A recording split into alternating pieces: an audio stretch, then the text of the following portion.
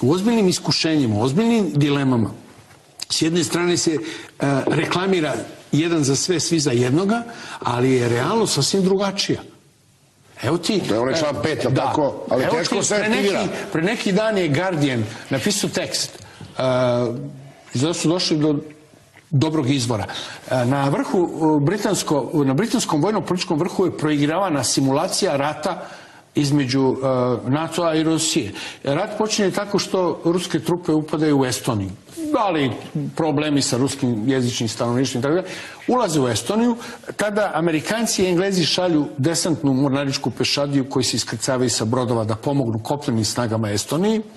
Rusi lansiraju taktičku nuklearnu raketu koja pogađa brod britanski Ocean, veliki transportni, znači naveli su čak Ocean, koji postoji u britanskoj floti, koji nosi 800 komandosa, mornaričke pešadije do 10-ak tenkova. Znači oni su već sve ono što kaže... Nakon toga Rusi potapaju jedan američki desantni brod, to je sve hipotetska razrada. Teorija igara, je li tako? Teorija igara. I posle toga Amerikanci gađaju jedan ruski vojni objekat. Znači mi smo još u fazi sukoba vojni objekat za vojni objekat. Brod za vojni objekat ruski. Onda Rusi eskaliraju dalje i gađaju nuklearnom raketom London. I odluka pred britanskim političkim i vojnim vrhom šta dalje. Da li da Englezi lansiraju svoj Trident rakete sa nuklearnim bojem glava sa podmornicama i unište pola Rusije, ali imaju negde oko 160 bojevih glava. Englezi? Da, 160 nuklearnih bojevih glava. I mogu to da lansiraju? Mogu, zavisi da li će podmornica prići na određenu poziciju, da li će Rusi da je otkriju, da li će je potopiti u fazi pripreme za lansiranje, da li će raketna glava stići ili će biti oborena ruskim sistemom S-400 ili S-500. To su sad druge stvari.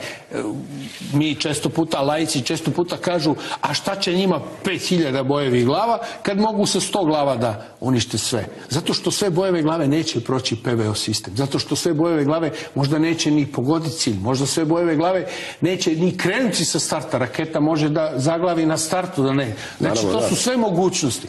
A s druge strane, kažem, i onda je pred britanskim vrhom bilo da li na uništenje Londona odgovoriti sa lansiranjem 160 nuklearnih bojevih glava po Rusiji. General Scherer, koji je bio sve do nedavno zamjenik glavnog komandanta NATO-a, i ostali su glasali protiv. Objašnjenje, šta nam vredi uništenje pola Rusije ako posle imamo uništenje cele Velike Britanije. Naravno, sad će drugi da kažu, aha, ali Britanija u tom slučaju ne bi bila sama i Amerikanci bi primogli. Tako je, oni bi kao savezniku pomogli, tako? Mi to ne znamo. Mi to ne znamo. Jer i Amerikanci onda rizikuju uništenje cele Amerike. Nije lako govoriti tako. I onda je Amerikanci mogu kažu, šta nam vredi uništena velika, šta nam vredi uništena Amerika, uništena Rusija, ali tako? Uništena Rusija, ajde kažemo, i uništena Amerika i uništena Velika Britanija. Ajde se zaustavimo na nekoj fazi. Ovi su dobili po glavi, da vidimo da li mi možemo tu eskalaciju na neki način. Te odluke se teško donose u suštini. Ima jedan problem.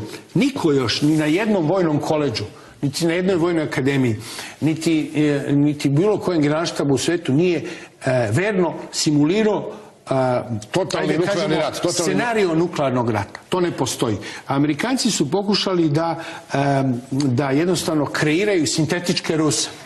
Da uđu u način razmišljanja ruskog i političkog vrha, da vide kako oni razmišljaju, pa da na osnovu njihovog razmišljanja i zaključivanja eventualno donose neke svoje procene. Ali niko još nije uspeo da kreira sintetičkog Rusa. Nijedan robot, nijedna obaveštena služba, niko. Jednostavno to je nemoguće kreirati.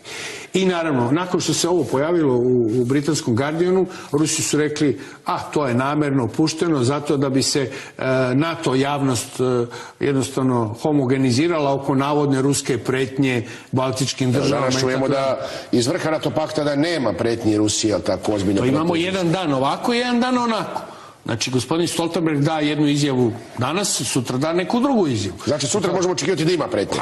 Možda ne sutra, ali možda posle praznika, kad prođe ovo, sredu, četvrtak, jel? Otkud znamo, kako mu se svidi, kako mu ovi iz Vašingtona narede. Pa ne priča Stoltenberg ono što on misli ili što mu iz Oslo. Ja sam čuo da on autorno donosi odluke, ali tako i sam to. Molim? On autorno donosi odluke. Kad pogledamo ono što